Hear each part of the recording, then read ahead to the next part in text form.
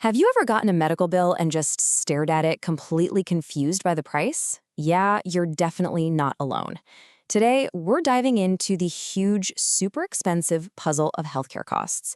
And to even begin to solve it, we've got to start with one single staggering number: 17.1%. That is the massive slice of its total national income that the United States spends on healthcare. We're talking at nearly double the average of other wealthy nations, which, immediately makes you ask, what are we actually getting for all that cash? And that right there, that's our big question for today. Because this isn't just about high prices. This is a genuine economic mystery.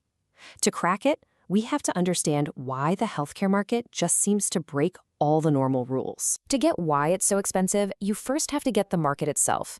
Because it turns out, buying healthcare is nothing like buying a cup of coffee or a new phone. The usual rules of supply and demand, they just don't seem to apply here. And that changes everything. I mean, think about a normal market, right? You know what you want, you pay the seller directly, and the price helps you decide. Healthcare? It's a whole different ballgame. You, the patient, have to rely on a doctor's expert advice. Then some third party, your insurance company, pays most of the bill. And whether you even get the care is often decided by these complicated rules, not just the price tag. This tangled web, that's our first major clue. So, if we think of the healthcare market as being sick, what's the diagnosis?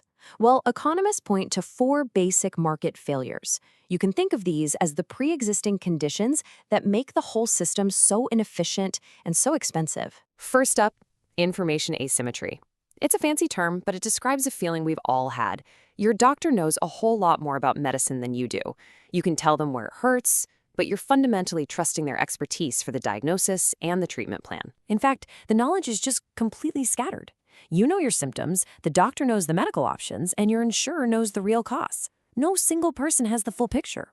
This forces you to trust the experts, but that knowledge gap, well, it can create some really strange incentives. And this creates a huge risk, something economists call supplier-induced demand. Since it's pretty much impossible for you, the patient, to second-guess a doctor's advice, a provider might, consciously or not, recommend more tests or treatments than are absolutely necessary.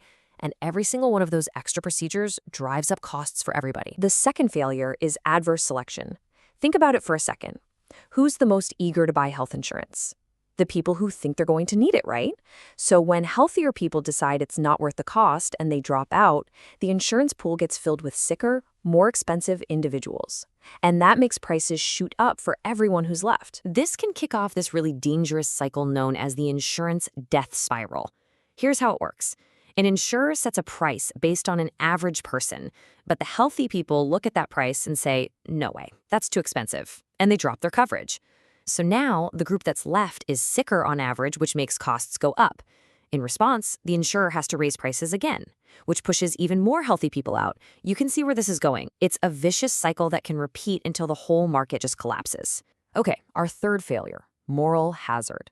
This is all about how having that insurance safety net changes our behavior. Because we're shielded from the true cost of care, we're simply more likely to use it. Knowing your insurer is going to pick up most of the tab, you might go get that test you would have skipped, or see a doctor for something minor. It's totally natural, but it all adds up across millions of people. And our final failure, externalities. Medical research is the perfect example here. When a company discovers a new life-saving drug, it doesn't just benefit them, it benefits all of society. But because that company can't capture all the value it creates, a purely free market will tend to underinvest in that kind of critical research. And that's exactly why governments so often step in to help fund it. So, with all these market failures, how have different countries tried to fix this puzzle? Well, let's look at three major treatment plans for paying for healthcare around the world. You really see three main approaches pop up. First, you've got the National Health Service, or NHS model, like in the UK. There, the government is both the payer and the provider. It owns and runs the hospitals. Then there's the single-payer model. Think Canada, where the government is the insurer for everyone, but the doctors and hospitals are mostly private businesses. And finally, you have the multi-insurer model, like in the US, which is this complex mix of competing private insurance companies and government programs. But this all leads to the biggest question of all, doesn't it? Does spending all this extra money actually lead to better health? Is there any clear connection between how much a country spends and how healthy its people are? When you just look at spending as a piece of the economic pie, the difference is just stark. The US spends dramatically more than countries with totally different systems like Germany or the UK. When it comes to cost, America is a massive outlier. But here's the real kicker. The country that spends the most by far does not have the best health outcomes, not even close. While the US is spending 17% of its GDP, a country like Japan spends closer to 10%, and yet its citizens live on average 5 years longer.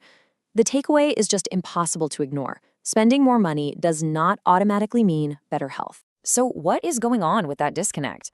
Well, this number is a pretty big clue. Today, only 12% of personal healthcare costs in the US are paid directly out of pocket by patients. To put that in perspective, back in 1960, that number was over 50%. This huge shift toward third-party payers, insurers, and the government has almost completely disconnected us from the real price of the care we're getting. At the end of the day, every single decision about healthcare, every policy, every debate, it all boils down to one fundamental tension. It's a trade-off that every country and really every one of us has to wrestle with. And that trade-off is efficiency versus equity. On one side, you have efficiency, getting the most health possible for every dollar we spend, cutting out waste, and keeping costs down.